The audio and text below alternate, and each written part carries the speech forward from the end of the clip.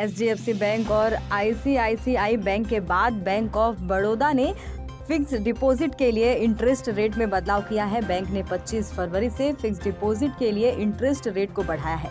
अब यह 2.8% से 5.25% के रेंज में है। टेन्योर की बात करें तो यह 7 दिन से लेकर 10 साल तक के लिए लागू होता है। यह 2 करोड़ से कम के फिक्स डिपॉजिट के लिए है। इसके अलावा सेविंग अकाउंट के लिए भी इंटरेस्ट रेट में बदलाव किया गया है, जो 25 फरवरी से लागू है। यह 2.75% से 3.30% के बीच है। रूस का यूक्रेन के खिलाफ युद्ध भारत में निजी वाहन खरीदने की सोच रहे लोगों के लिए बड़ा झटका हो सकता है। इसकी वजह से एक तरफ जहां इनपुट की लागत में और बढ़ोतरी हो सकती है, वहीं सेमीकंडक्टर की सप्लाई में और दिक्कतों की वजह से ग्राहकों के लिए वाहनों के लिए इंतजार के भी लंबा होने की उम्मीद है। एक रिपोर्ट के मुताबिक वाहन बनाने वाली कंपनियों ने उसे बताया है कि उन्होंने अब तक कोई असर होता नहीं देखा है और वे स्थिति को करीब से देख रहे इनपुट की लागत, जिसमें कुछ सुधार के संकेत दिख रहे थे, अब उसमें अचानक से बढ़ोतरी देखने को मिल सकती है, जिसके पीछे वजह कच्चे तेल की कीमत का 7 सालों में पहली बार $100 प्रति बैरल के पार का रिकॉर्ड टूटा। रशिया और यूक्रेन के बीच छिड़े युद्ध के बीच कई भारतीय छात्र यूक्रेन में फंस गए हैं। उनकी वतन वापसी के लिए कोशिशें शुरू है। इस बीच यूक्रेन से बाहर निकालकर भारतीय छात्रों को आज यानी शनिवार रात 9 बजे मुंबई एयरपोर्ट लाया जा रहा है। भारत के विदेश मंत्री डॉक्टर एस जयशंकर ने जानकारी दी है कि यूक्रेन से निकाले गए 219 भारतीयों के साथ पहली उड़ान रोमानिया से मुंबई रवाना हो गई है। भारत में पोलैंड के राजदूत एडम बुराकोव्स्की ने शनिवार को दिल्ली में कहा कि पोलैंड और अन्य यूरोपीय संघ के देश रूस द्वारा यूक्रेन पर हमले की निंदा करते हैं। पोलैंड और अन्य देश यूक्रेन को हथियारों की आपूर्ति कर रहे हैं। उन्होंने आगे कहा कि यूरोपीय संघ और अन्य संगठनों ने रूस पर प्रतिबंध लगाए हैं। पोलैंड के राजदूत ने आगे कहा कि यूक्रेन में रूस की आक्रामक कार्रवाई ने हमारे नागरिकों के लिए भी एक बड़ी समस्या खड़ी कर दी है। हम यूक्रेन में फंसे भारतीयों को पोलैंड के रास्ते भारत पहुंचाने में मदद कर रहे हैं। उन्होंने ये भी कहा कि पोलैंड यूक्रेन के साथ खड़ा है। हम रूसी आक्रमण की निंदा करते हैं। यूक्रेन के लोग देशभक्त लोग हैं जो अपनी देश की रक्षा के लिए लड़ रहे हैं। उत्तर भारत के कई राज्यों से ठंड भले ही चली गई हो, लेकिन अब मौसम ने फिर करवट ली है। कल दिल्ली एनसीआर में तेज रफ्तार से हवा चलने के साथ साथ बारिश और ओले गिरे। देर रात तक बादल गरजने के साथ हल्की बारिश होती रही। इस कारण दिल्ली एनसीआर में दिन की शुरुआत सर्द सुबह के साथ हुई है। कई राज्यों में आज यानी शनिवार को मौसम विभाग ने बारिश होने का अनुमान जताया था।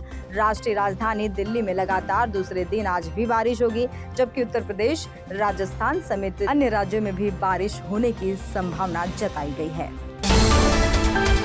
देश में पिछले 24 घंटों में कोरोना के 11,499 नए मामले सामने आए हैं। कल की तुलना में 12.6% कम है। वहीं 23,598 लोग कोरोना से रिकवर भी हुए और 255 लोगों की कोरोना से मौत भी हुई। आपको बता दें कि अब कुल मामले 4,29,05,844 हो गए हैं। एक्टिव मामलों की संख्या 1,21,881 हो गई है।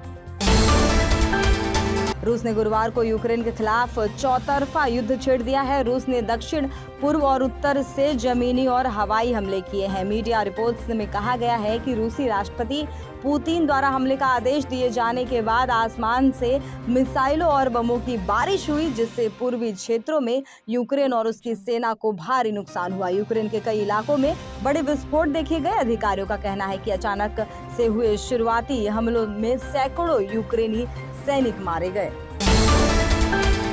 भारतीय रेल में सफर करने वाले कई यात्री छोटी दूरी की यात्रा भी करते हैं, तो कई यात्री हजारों किलोमीटर लंबी यात्रा भी करते हैं।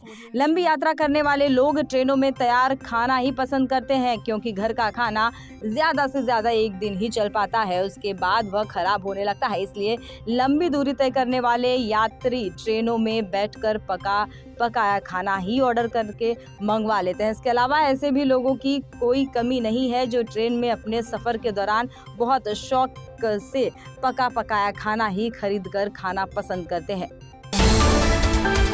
महाराष्ट्र खुफिया विभाग की पूर्व आयुक्त और पुणे की पूर्व पुलिस कमिश्नर रश्मि शुक्ला के खिलाफ केस दर्ज हुआ है। रश्मि शुक्ला पर गलत तरीके से लोगों के फोन टेप किए जाने का आरोप लगाया गया था। इस मामले ने महाराष्ट्र की राजनीति में खलबली मचा दी थी। फोन टेपिंग के आरोपी की जांच के लिए राज्य प्रशासन की ओर से एक समिति गठित की गई थी। इस समिति की कार्रवाई की निगरानी राज्य के तत्कालीन डीजीपी संजय पांडे कर रहे थे। होंडा एक्टिवा एक ऐसा नाम है जिससे हर जनरेशन के लोग खरीदना पसंद करते हैं और हर एक लोग इससे परिचित है। आसानी से कहा जा सकता है कि एक्टिवा मोनिकर भारत के इतिहास में सबसे अधिक बिकने वाला ऑटोमेटिक सब ब्रांडों में से एक है। Honda motorcycle and scooter India iconic Activa brand की मदद से ICE पावर्ड स्कूटर वॉल्यूम को आगे बढ़ा पा रहा है। प्रधानमंत्री फसल बीमा योजना के 6 साल पूरे होने पर केंद्र की नरेंद्र मोदी सरकार शनिवार से एक खास अभियान शुरू कर चुकी है। इसके तहत किसानों को फसल बीमा पॉलिसी की हार्ड कॉपी सौंपी जाएगी। अभियान को मेरी पॉलिसी मेरा हाथ नाम दिया गया है। शुक्रवार को इस संबंध में जानकारी देते हुए केंद्रीय कृषि एवं किसान कल्याण मंत्री नरेंद्र सिंह तोमर ने कहा कि यह एक महाअभियान है जो पूरे देश में शुरू होने जा रहा है। गर्मी का मौसम करीब है और ऐसा देखा गया है कि ज्यादातर लोग इस दौरान ट्रिप पर जाना तो दूर घर से निकलने तक से परहेज करते हैं। वैसे अगर आपका कहीं घूमने का मन है तो भारत में कई ऐसी जगह हैं जहां आप गर्मी में भी ठंड का एहसास ले सकते हैं।